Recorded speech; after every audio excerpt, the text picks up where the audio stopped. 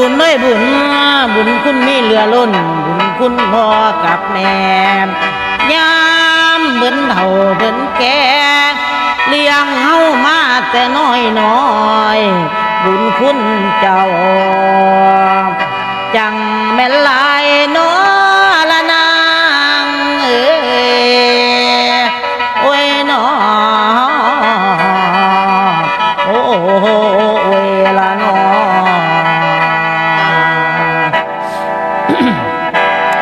แล้ว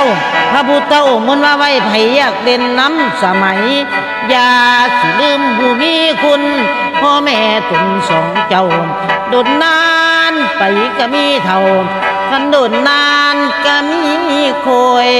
ไปทางไหนก็กลมโกยพวกคนเท่าแก่ชราผู้เป็นลูกเป็นเต้าผู้เป็นลูกเป็นเต้ารีบซอยบัดยามเสคือจังฝ่าเงินเพให้สมเต็มโนเอาไว้แต่คือจังมีดาไทยคือจังมานดาไทยมีคุณกับลูกอยู่ขั้นพี่ดูตั้งแต่กี่เดี๋ยวนี้ต่างกันตั้งแต่น้อยว่านั้นพ่อแม่อุปถัมภ์พ่อแม่เป็นคนทำไล่วินอตีนแต่พ่อแม่เป็นคนเลี้ยงเข้ามาจังใด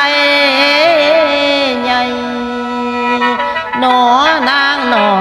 และมีปู่ป่าเพิ่นจงไว้เอาปนจังใหญ่มากหันให้จ้าให้จ้าเอิ้นพ่อแม่เลยลุงตาหัดให้จ้ากับฝูงคนผู้ต่ำสูงลุงป่าและยามเจ็บเป็นหมอมีซ่าไปหาหมอพ่อแม่แลนว่าห้องแหนกะบ่ยานฝนฟ้ากะแทงไปเพื่อสิเลี้ยงเจ้าได้เพื่อสิใหญ่เป็นคนมาใช้เวลาหลายปีเพื่อสิมีวันนี้พระสัมมาพุทธเจ้าเป็นบาลีไว้ว่ามาตาภิกษุอุปทานดังนี้พุทธเจ้าพวกหมู่ชนอุปถากพ่อต้นอุปถากแม่ต้นอุปถากสองเทือคือบิดามารดาแม่นทำพระองค์เจ้าอุปถัมภ์ยามเพิ่นเฒ่าอุปถัมภ์ยามเพิ่นเฒ่าอุปถัมภ์ยามเพิ่นแก่ไปใส่มาบ่ได้อันเงินใส่กะห่างถงผู้เป็นลูกเป็นเต้าให้ควรเบิ่งดูแลเงินบ่มีบ่แต่ปอนใส่มือเป็นบางครั้งและเงินบ่มีพ่อเสียวคันแดงเดียวบ่ค้างไทยละบ่มีเสียมีแต่ใดคันทานให้พ่อ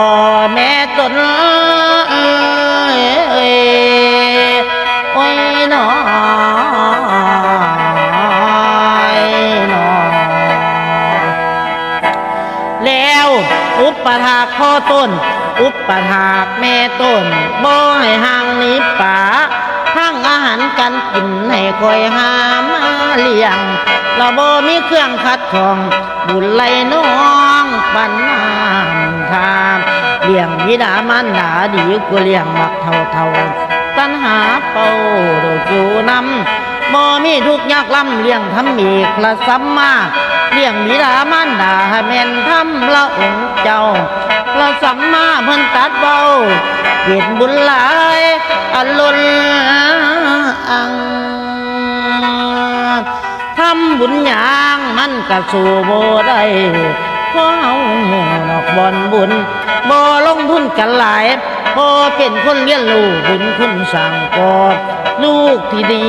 ต้องจักจุดขอบบุญคุณนั้นบ่พอให้ไหลพระสัมมาพุทธไว้หูจักแน่บุญคุณบุญบนมีเหลือหลายให้ก็บุญโนเอาไว้แล้วพอสองลาสองไทยปิดกองบุญบ่เกือนที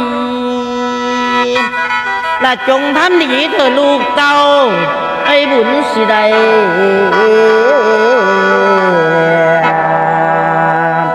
แม่น